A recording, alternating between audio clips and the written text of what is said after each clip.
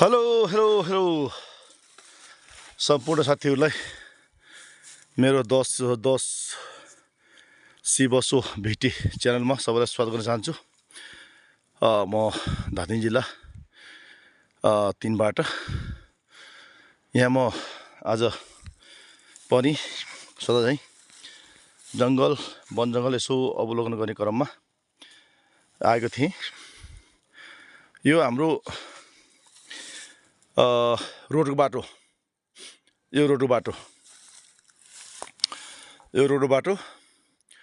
जङ्गल गएर म त भिरकठी भन्ने ठाउँमा त्यो गाउँमा नेर गाउँमा जाने बाटो यो खनेको बाटो।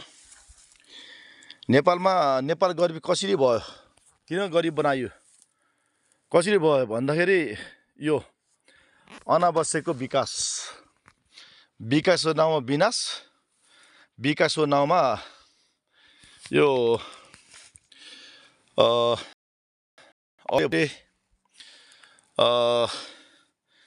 जुन हुन्छ नि चुनावमा यसो तरबार नचाउने, लड्ने भिड्ने जुन यो कार्यकर्ता भन्छ कि पार्टीको झोले झाम्टेहरूलाई पाल्ने बाटो गरेर यस्तो बाटो बनाएको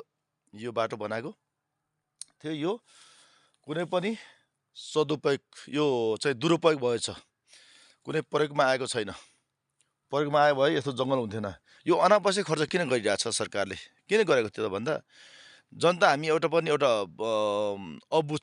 बुद्धु अर्काको डाहा गर्ने, रिस गर्ने भएर पनि होला सायद, जस्तो मलाई लाग्छ। यो बाटो बनाएको ठिक छ, तर गाउँमा मान्छे छैन। यो बाटो मान्छे को हिँड्ने त? न त सामान ओसार पसार हुन्छ। ऊ यहाँ खोल्चा छ, खोल्चा पुरै अब चाहिँ गरेर एउटा साइकल बाइक पनि हिँड्दैन यो बाटो ल्यायो भने। यस्तो बाटो बाइक हिँड्ने कुरा भएन, गाडी पनि हिँड्ने कुरा भएन। र पनि यो खोल्चा खल्चीमा त्यो बाइक हिँड्ने पनि नखर्ने पुरै भस्किएको छ। र म आज तपाईँले देख्न गइरहेको छु, यो हामी यो पुरै यहाँ माथिदेखिको हामी झरेर यो सबै जङ्गलमा हामी घाँस दाउरा अनि पहिला अब जस्ताको चाहिँ ऊ नआउँदाखेरि घोचा भाटा काट्ने जङ्गल यो हाम्रो यति राम्रो थियो। हामी जुनबाट पनि हामी हिँड्न सक्थ्यौँ, कुनै तनाव हुन्थेन। तर म आज यो बाटो, यो पारीबाट उता डाँडाबाट झरेँ, यो पारीबाट यसो आएर यो बाटो किन लागेको मलाई झन्डै 1 घन्टा 2 घन्टा लाग्यो होला। किन भन्दा डोजर अब यो बाटो समतल थियो, पुरै अब समतल थियो। यो मुनतिर सबै समतल, अलिअलि भिर जस्तो अनि समतल, मान्छे मजाले हिँड्न सक्ने थियो। अब यो बाटो खन्दाखेरि त्यो बाटोको माटो त यहीँ उड्ने भयो। यो पुरै भिर छाँगाछुल छ, मान्छे पल्ट्यो भने पनि ऊ तल नपुगिकन मान्छे उठ्न सक्दैन। यो तरिकाको विनाश भएको छ गाउँतिर। त्यस कारणले गर्दाखेरि गाउँ सबै शून्य पनि छ, जङ्गल पनि शून्य छ। एकदम दुःखदायी कुराहरू छ यो गाउँमा। म प्राय गाउँकै आफ्नै गाउँको भिडियो लिएर उपस्थित हुने गर्छु, वन जङ्गल गाउँघरको। यहाँबाट सम्पूर्ण धन्यवाद भन्न चाहन्छु। यो राज्यको मात्रै दोष छैन, यो हामी जनताको पनि दोष छ। हामी एक चौटा मासु र 1 गिलास रक्सी, 1 लिटर पेट्रोल र 1 दिनको मोजको लागि चाहिँ बाइकको लागि हामी कुदिरहेछौँ। देश नरहने अवस्थामा भइरहेको छ। त्यस कारणले गर्दाखेरि अब सबैले बुद्धि फिराउँ।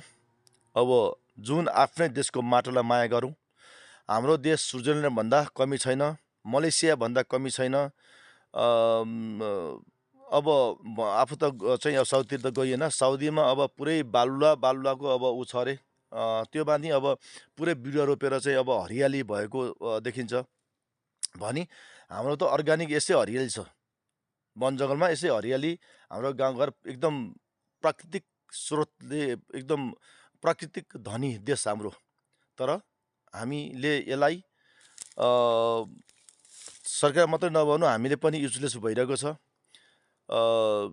गाउँको मान्छे सुख सुविधाको लागि एउटा छोराछोरीलाई बोर्डिङ पढाउन भनेर न त्यो शिक्षाको कुनै पनि अब नेपालमा त्यो उपभोग भएको छ, न प्रयोग भएको छ, केही पनि भएको छैन र पनि हाम्रो एउटा टोन नै बनेको छ।